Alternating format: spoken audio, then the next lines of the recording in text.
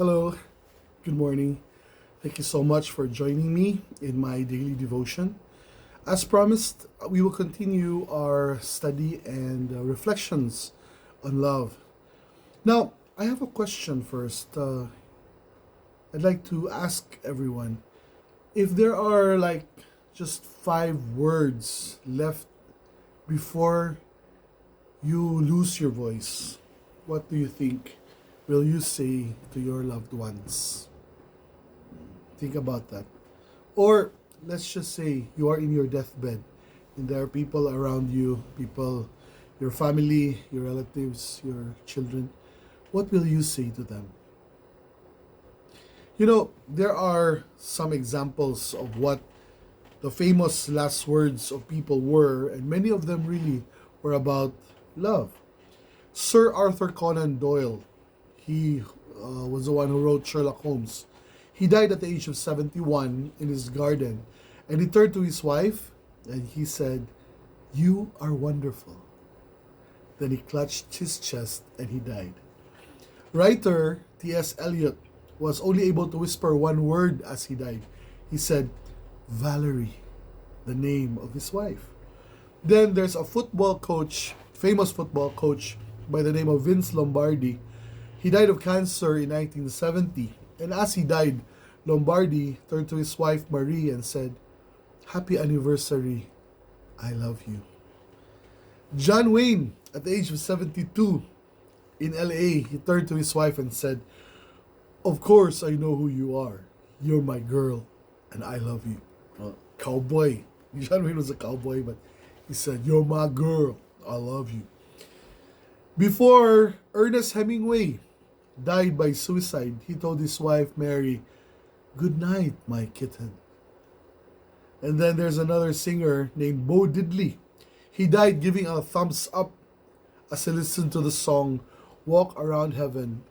His last words were, "Wow." So he was like probably having visions of what heaven was, and all he could say was just, "Wow." You know, we sometimes have this realization. Sometimes, especially when we go to funerals, these are probably very sad moments for the family. And we always make it a point. Anybody that we know, whether distant or close, we always find time to condole with the family because this is probably the saddest time in their lives. And if we visit them, it's like we are showing them how much they mean to us. So, don't you notice like there are a lot of people in the funerals and they realize, how finite and short life really is. That's why God is really telling us how important to live life while we are still alive, to live life according to Him. In Psalm 90, I'd like to share a prayer of Moses, the man of God.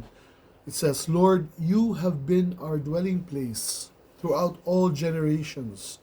Before the mountains were born, or you brought forth the whole world, from everlasting to everlasting, you are God. You turn people back to dust, saying, 'Return to dust, you mortals.' 1,000 years in your sight are like a day that has just gone by, or like a watch in the night. Yet you sweep people away in the sleep of death. They are like the new grass of the morning. In the morning it springs up new, but by evening it is dry and withered. We are consumed by your anger and terrified by your indignation. You have set our iniquities before you, our secret sins in the light of your presence. All our days pass away under your wrath. We finish our years with a moan. Our days may come to 70 years or 80 if our strength endures. Yet the best of them are but trouble and sorrow, for they quickly pass and we fly away. If only we knew the power of your anger, your wrath is as great as the fear that it is due. Teach us to number our days aright, that we may gain a heart of wisdom." Going back to that last verse, teach us to number our days aright, that we may gain a heart of wisdom. how important it is for a man to know how short life is. If we really know how short life is, we wouldn't be spending time in useless bickering and fault finding and quarreling with our loved ones. If we only knew how short life is, we wouldn't waste our time in useless things like just um, watching your phone and searching through social media and wasting our time then. If we only know how precious our loved ones' time is, we could have said how much we love them and how we appreciate them up until they lose we lose them forever. I remember exactly up until this time when I lost my father in 2018. It's been 6 years already, but how I wish I really spent more time with him. And I remember when we go to his grave site, and I can see my mother just cry tears of sadness and longing that if she only had one more day with my father, she would be extremely, extremely happy. Because that's how and what true love is. When you are with that person for the last 48 or 50 years, my mom and dad were so close and so just wonderful for each other. They stuck it out through the hard times when we were growing up, and how difficult money was. But I look at them and I was so inspired by the love that they shared for each other. Right now, friends, let us have that knowledge. It says, teach us that we to number our days right, that we may gain a heart of wisdom. If we learn how to number our days, we will become wise. Wise people know how to spend their days wisely. Wise people know that time is precious and that you need to say what you need to say to that person that you love, or else the time may just pass and you will have no more opportunity to say it. Some people who are single out there, now's the time.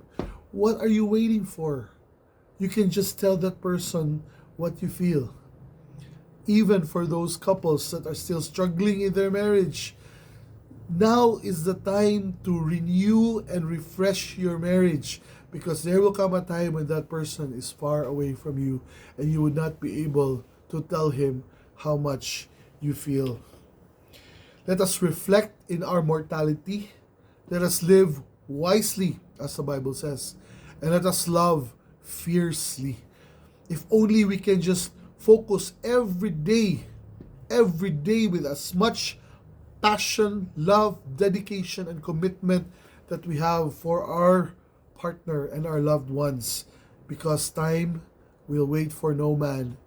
There will come a time when we might live in regrets. I would like to end with this wonderful poem by David Romano. It says, "When tomorrow starts without me."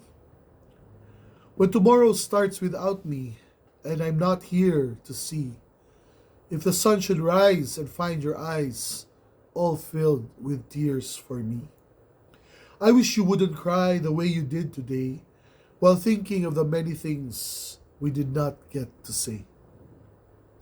I know how much you love me, as much as I love you. Each time that you think of me, I know you will miss me too. When tomorrow starts without me, please try to understand that an angel came and called my name and took me by the hand. The angel said my place was ready in heaven far above, and that I would have to leave behind all those I dearly love.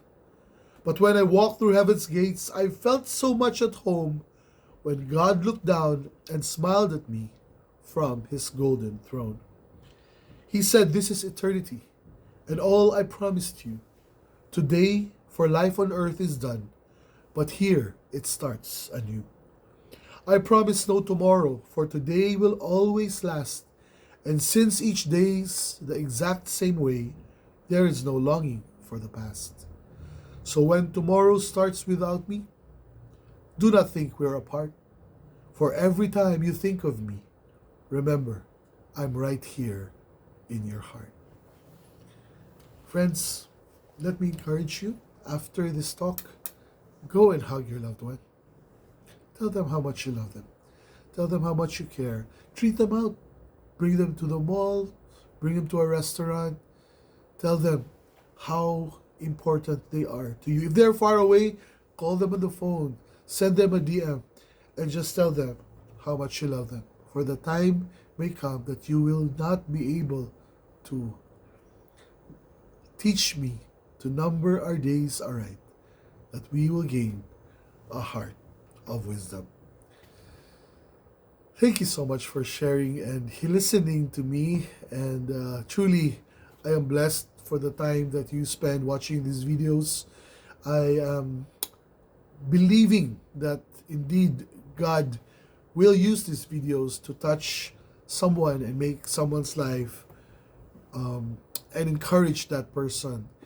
And I'm so thankful for this opportunity to share it with you. Once again, see you again tomorrow. Bye bye.